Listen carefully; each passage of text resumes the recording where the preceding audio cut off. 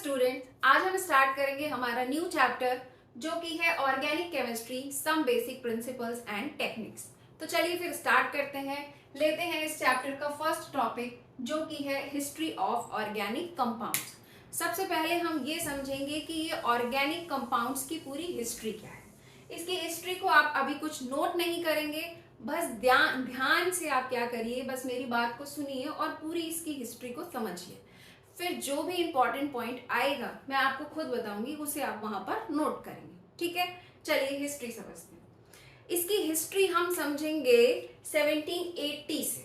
1780 से ये बात है 1780 की, जब क्या हुआ था कि कुछ आपके केमिस्ट की पूरी टीम जो थी उन्होंने मिलके क्या किया, उन्होंने मिल करके कंपाउंड्स को क्या किया, दो पार्ट्स में क्लासिफाई कर दिया। वो कौन कौन से पार्ट्स थे? फर्स्ट था आपका इनऑर्गेनिक कंपाउंड्स और सेकंड था आपका ऑर्गेनिक कंपाउंड्स। अब हम ये समझते हैं कि ये जो क्लासिफिकेशन उन्होंने किया था वो किस बेसिस पे किया था, है ना।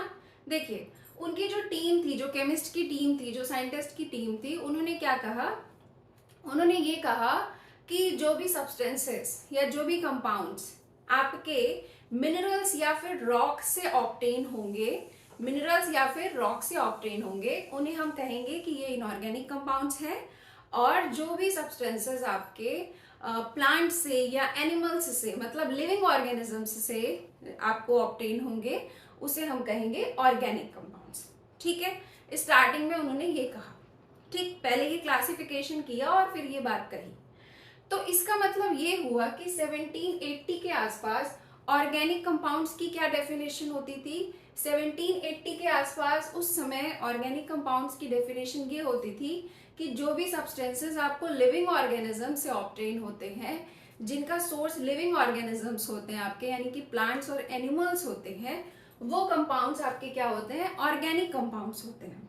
ठीक है, और केमिस्ट्री की भी वो ब्रांच जिसमें कि ऑर्गेनिक कंपाउंड्स की स्टडी की जाती है, वो आपकी कहलाती है ऑर्गेनिक केमिस्ट्री। तो ये कब की बात है? 1780 के आसपास की बात है, उस समय की बात है।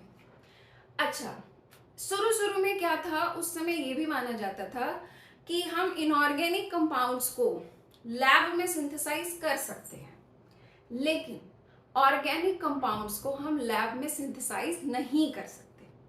अच्छा, तो इसके पीछे रीजन क्या था? ऐसा क्यों माना जाता था कि ऑर्गेनिक कंपाउंड्स को हम लैब में नहीं बना सकते, उसे हम सिर्फ लिविंग ऑर्गेनिजम्स से ही ऑब्टेन कर सकते हैं, उसे हम बना नहीं सकते? इसके पीछे रीजन क्या था, इसको समझते हैं।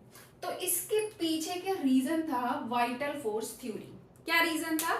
Vital force theory. एक्चुअल में आपके एक साइंटिस्ट थे, साइंटिस्ट का नाम क्या था? साइंटिस्ट का नाम था बर्जीलियस नाम के एक साइंटिस्ट थे, जिन्होंने 1815 के आसपास एक थ्योरी दी थी। 1815 के आसपास एक थ्योरी दी थी, वो थ्योरी आपकी थी वाइटल फोर्स थ्योरी। ठीक है, उन्होंने अपने थ्योरी में क्या कहा, उन्होंने अपनी थ्योरी में ये कहा कि जो आपके लिविंग ऑर्गेनिजम्स होते हैं, उनकी बॉडी के अंदर कुछ मिस्टीरियस फोर्सेस काम करते हैं। क्या काम करते हैं? मिस्टीरियस फोर्सेस काम करते हैं, और उस मिस्टीरियस फोर्सेस की वजह से प्लांट के अंदर या एनिमल्स के अंदर खुद में खुद ऑर्गेनिक कंपाउंड सिंथेसाइज हो जाते हैं। खुद में खुद मिस्टीरियस फोर्स की वजह से ऑर्गेनिक कंपाउंड्स जो है वो सिंथेसाइज हो जाते हैं। ठीक है, ऐसा उन्होंने कहा। और उन्होंने ये भी कहा अपनी इस थ्योरी में कि हम इस मिस्टीरियस फोर्स को क्योंकि लैब में क्रिएट नहीं कर सकते, तो इसी वजह से हम लैब में ऑर्गेनिक कंपाउंड्स को सिंथेसाइज नहीं कर सकते। ऐसा उस समय मानना था। कब? जब बर्जीलियस ने 1815 में अपनी ये थ्योरी दी थी। तो वाइटल फोर्स थ्योरी की वजह से स्टार्टिंग में सब लोग ये मानते थे, सारे साइंटिस्ट आपके ये मानते थे कि ऑर्गेनिक कंपाउंड्स तो लैब में बन ही नहीं सकता। फिर क्या हुआ?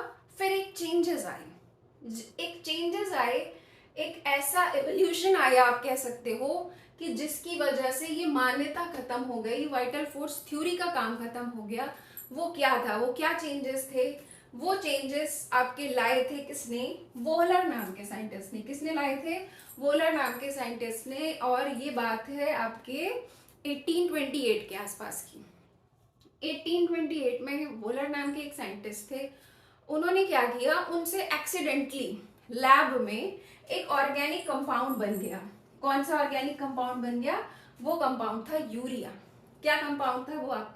वो आपका कंपाउंड था यूरिया। वोलर्स अपना लैब में काम कर रहे थे और काम करते करते लैब में एक्सीडेंटली उनसे एक यूरिया नाम का ऑर्गेनिक कंपाउंड सिंथेसाइज हो गया।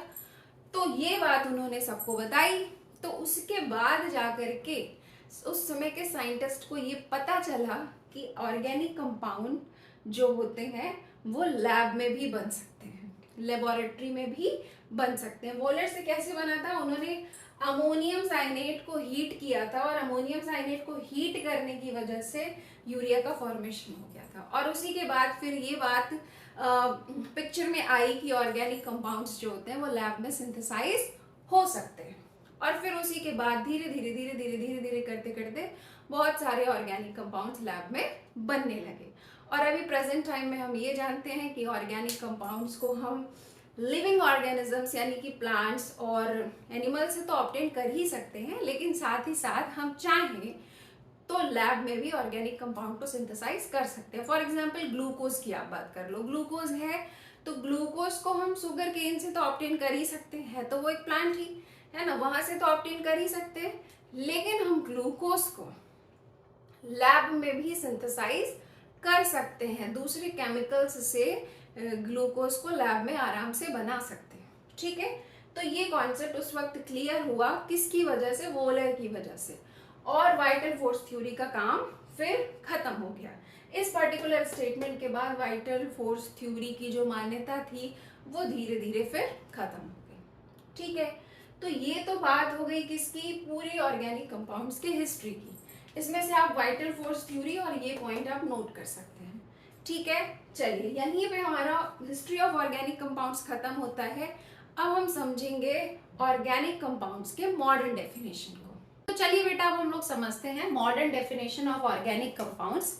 इस डेफिनेशन को मैं आपको समझाऊंगी with the help of examples. पहले जो मैं एग्जाम्पल यहाँ पे बना रही हूँ उसको आप लोग ध्यान से देखिए। मैं यहाँ पे कुछ एग्जाम्पल्स नोट करूंगी और उसमें आपको कैटेगराइज कर दूंगी कि कौन सा कंपाउंड ऑर्गेनिक कंपाउंड है और कौन सा कंपाउंड इनऑर्गेनिक कंपाउंड है और क्यों। ठीक है, उस एग्जाम्पल को देखने के बाद आप इस डेफिनेशन को बहुत आसानी से समझ पाएंगे। आइए देखते हैं। देखिए, सबसे पहले देखिए हमारे पास, मैं यहाँ पे टोटल 5 एग्जाम्पल्स ले रही हूँ और मैं आपको तुरंत कैटेगराइज करके दिखाती हूँ कि कौन सा ऑर्गेनिक है और कौन सा इनऑर्गेनिक है और क्यों। ठीक, देखिए फर्स्ट कंपाउंड हमारा ये हो गया, सेकंड हमारा ये हो गया, थर्ड हमारा ये हो गया,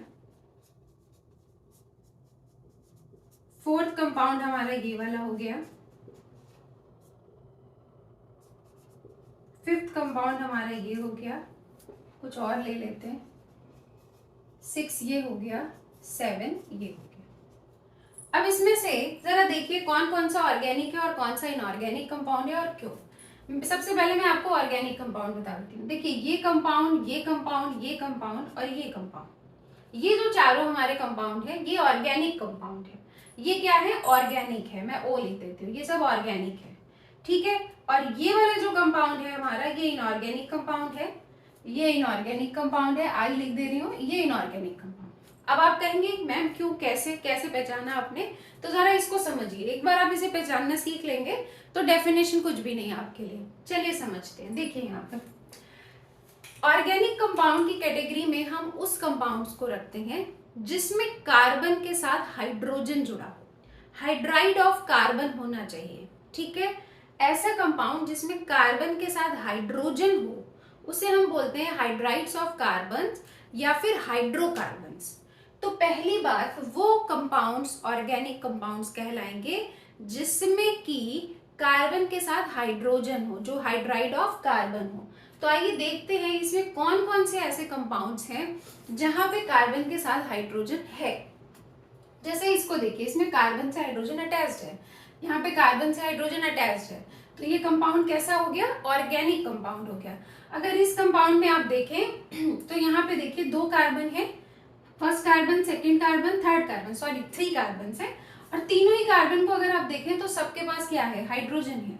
तो ये कैसा कंपाउंड है, ये भी आपका हाइड्राइड ऑफ कार्बन है ना, यहाँ पे भी हाइड्राइड ऑफ कार्बन है। अच्छा, एक चीज मैं और क्लियर कर दूं, ये जरूरी नहीं कि आपके चेन में जितने कार्बन है सबके पास हाइड्रोजन होना चाहिए। अगर चेन में 3 कार्बन है, 4 कार्बन है, 5 कार्बन है, तो अगर किसी एक के पास भी हाइड्रोजन है तो भी वो हाइड्रोकार्बन की कैटेगरी में रखा जाएगा। ठीक है, ठीक, मतलब नंबर ऑफ कार्बन एटम्स कितने हैं वो मैटर नहीं करता है, मैटर ये करता है कि कम से कम जो कंपाउंड आपका है उसमें कम से कम एक कार्बन तो ऐसा होना चाहिए जिसमें हाइड्रोजन हो। ठीक, एक कार्बन के पास हाइड्रोजन है तब भी वो हाइड्राइड ऑफ कार्बन कहलाएगा, एक से ज्यादा कार्बन में हाइड्रोजन लगे तब भी वो हाइड्राइड ऑफ कार्बन ही कहलाएगा। तो जैसे यहाँ पे भी देखिए हाइड्रोजन लगे हैं कार्बन से, तो ये भी हाइड्राइड ऑफ कार्बन हो गया। इसको देखिए, ये कंपाउंड है हमारा, इसमें भी कार्बन के पास हाइड्रोजन है, तो ये भी क्या हो गया, आपका हाइड्राइड ऑफ कार्बन हो गया, ये भी हो गया। ठीक, अब आप लोग कहेंगे कि मैम इसमें तो नाइट्रोजन और ऑक्सीजन भी है, आप कह रही हैं कि ऑर्गेनिक कंपाउंड्स तो हम हाइड्राइड ऑफ कार्बन्स को कहते हैं। ठीक है, अब इस बात को समझिए।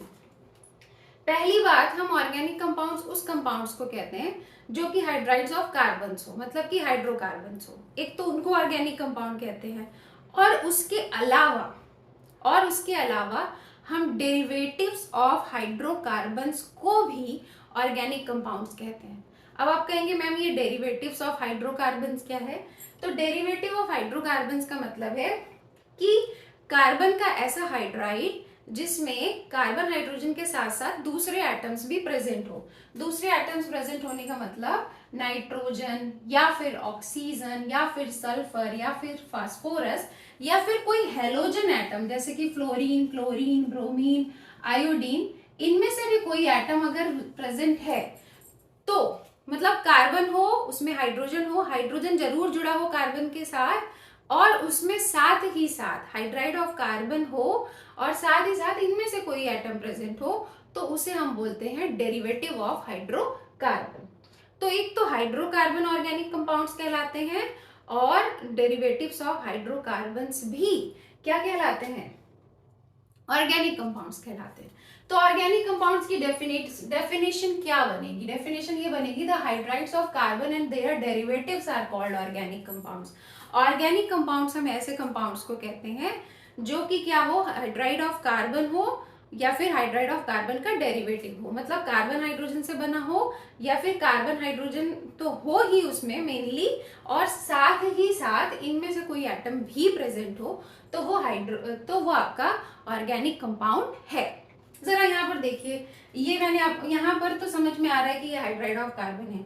यहाँ पे देखिए कार्बन हाइड्रोजन के साथ साथ एक हेटेरो एटम भी लगा हुआ है, ऑक्सीजन लगा है। यहाँ पे कार्बन हाइड्रोजन के साथ साथ नाइट्रोजन लगा है, तो ये भी हाइड्रोकार्बन है। यहाँ पे कार्बन हाइड्रोजन के साथ साथ ऑक्सीजन लगा है, ये भी आपका क्या है, ऑर्गेनिक कंपाउंड है। ये चारों हमारे ऑर्गेनिक कंपाउंड हो गए। लेकिन ये ऑर्गेनिक कंपाउंड नहीं है, ये नहीं है, ये नहीं है। क्यों नहीं है, रीजन समझिए। इसमें तो कार्बन के साथ हाइड्रोजन ही नहीं है, तो मतलब ये हाइड्राइड ऑफ कार्बन ही नहीं है, और जो हाइड्राइड ऑफ कार्बन नहीं है वो हमारा ऑर्गेनिक कंपाउंड नहीं है। यहाँ पर भी हाइड्रोजन नहीं है, यहाँ पर भी हाइड्रोजन नहीं है, that's why they are not organic compounds. तो ऑर्गेनिक कंपाउंड्स क्या होते हैं, hydrides of carbon and their derivatives आपके कहलाते हैं ऑर्गेनिक कंपाउंड्स। तो ये है ऑर्गेनिक कंपाउंड्स की मॉडर्न डेफिनेशन। और साथ ही साथ मैं आपको ये भी बता देती हूँ कि केमिस्ट्री की वो ब्रांच जिसमें हम ऑर्गेनिक कंपाउंड्स की स्टडी करते हैं, केमिस्ट्री की उसी ब्रांच को हम क्या बोलते हैं, ऑर्गेनिक केमिस्ट्री बोलते हैं। तो यहाँ पे मैं आपको कुछ एग्जांपल्स नोट करके दे रही हूँ, आप लोग मुझे कमेंट सेक्शन में बताइएगा कि उसमें से कौन सा कंपाउंड ऑर्गेनिक है और कौन सा इनऑर्गेनिक है। देखिए यहाँ पे कुछ एग्जांपल्स मैं नोट कर रही हूँ, आप लोग मुझे बताइएगा। एग्जांपल नंबर 8 क्या है, ऑर्गेनिक कंपाउंड है या इनऑर्गेनिक कंपाउंड है। एग्जांपल नंबर 9 आपका ऑर्गेनिक कंपाउंड है या फिर इनऑर्गेनिक कंपाउंड है। एग्जांपल नंबर 10 आपका ऑर्गेनिक कंपाउंड है या फिर इनऑर्गेनिक कंपाउंड है। आप लोग मुझे कमेंट सेक्शन में बताएंगे, ठीक है। चलिए बेटा, तो इसी के साथ हमारा ये फर्स्ट वीडियो इस चैप्टर का कंप्लीट होता है। अब हम लोग मिलेंगे नेक्स्ट लेक्चर में। Have a nice day, thank you so much.